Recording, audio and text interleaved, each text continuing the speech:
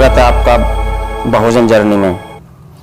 दोस्तों, आज का दिन बहुत खास है क्योंकि हम बात करने जा रहे हैं भारत के इतिहास के एक ऐसे सम्राट की जिसने हिंसा से अहिंसा की ओर रुख किया और पूरी दुनिया को शांति का संदेश दिया। जी हाँ, मैं बात कर रहा हूँ सम्राट अशोक की। आज सम्राट अशोक जयंती के मौके पर हम उनके जीवन, उनके शासन और उनकी प्रेरणादायक कहानी को जानेंगे। तो वीडियो को लाइक करें, सब्सक्राइबर बटन दबाएं और बेल आइकन जरूर प्रेस करें ताकि आप हर नई वीडियो को नोटिफिकेशन पा सकें। तो चलिए दोस्तों, शुरू करते हैं। सम्राट अशोक का जन्म ईसा पूर्व 304 में हुआ था। वे मौर्य वंश के सम्राट बिंदुसार के पुत्र थे और उनके दादा चंद्रगुप्त मौर्य थे जिन्होंने मौर्य साम्राज्य की नींव रखी थी। सम्राट अशोक का बचपन और युवा अवस्था सत्ता और युद्ध के इर्द गिर्द घूमती थी। ईसा पूर्व 268 में सम्राट अशोक मौर्य साम्राज्य के सम्राट बने और उस समय उनका साम्राज्य आज के भारत, अफगानिस्तान और बंगाल तक फैला हुआ था। लेकिन शुरुआत में सम्राट अशोक एक युद्धप्रिय और महत्वाकांक्षी सम्राट थे। उनका सबसे चर्चित और खूनी युद्ध था कलिंग युद्ध, जो उड़ीसा क्षेत्र में लड़ा गया था।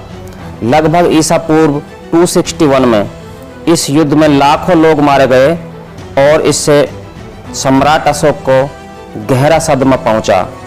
क्या आप सोच सकते हैं, एक सम्राट जो विजय और सत्ता के लिए लड़ता था, उसकी जिंदगी कैसे बदल गई। इस युद्ध के बाद अशोक ने हिंसा और उसके परिणामों को करीब से देखा। वे सोचने लगे कि क्या सच्ची ताकत सच में युद्ध में छिपी है या फिर कुछ और यही वह मोड़ था जहां उनकी जिंदगी ने एक नया रास्ता अपनाया। कलिंग युद्ध के बाद सम्राट अशोक ने बौद्ध धर्म की ओर रुख किया। बौद्ध भिक्षुओं, खासकर उनके गुरु उपगुप्त की सलाह से उन्होंने अहिंसा, करुणा और नैतिकता के मार्ग को अपनाया। उन्होंने धम्म नामक एक नैतिक कोड बनाया जो सभी जीवों के प्रति सम्मान, सत्य और शांति पर आधारित था। अब सबसे दिलचस्प बात बताते हैं। सम्राट अशोक ने अपने शासन को पूरी तरह से बदल दिया। उन्होंने युद्ध को छोड़ दिया और अपने साम्राज्य में शांति स्थापित की। उन्होंने अस्पताल, स्कूल और सड़कें बनवाई, पर्यावरण की रक्षा के लिए पेड़ लगवाए और जानवरों को मारने पर पाबंदी लगाई। क्या आपने कभी सोचा है कि 2300 साल पहले एक सम्राट पर्यावरण के बारे में सोच रहा था? यह था सम्राट अशोक की दूरदर्शिता।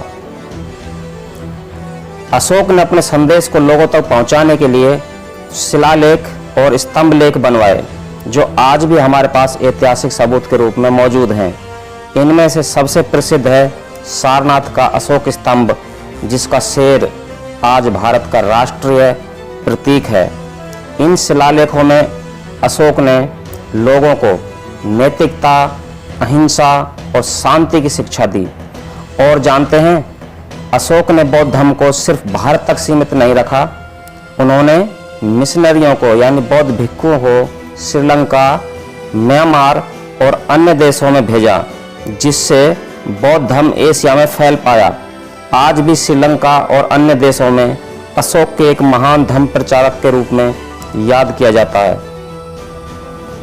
दोस्तों, क्या आपको लगता है कि आज के समय में भी अशोक की शिक्षाएं प्रासंगिक हैं?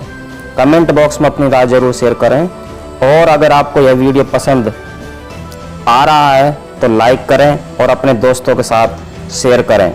सम्राट अशोक की मृत्यु ईसा पूर्व 232 में हुई, लेकिन उनकी विरासत आज भी जीवित है।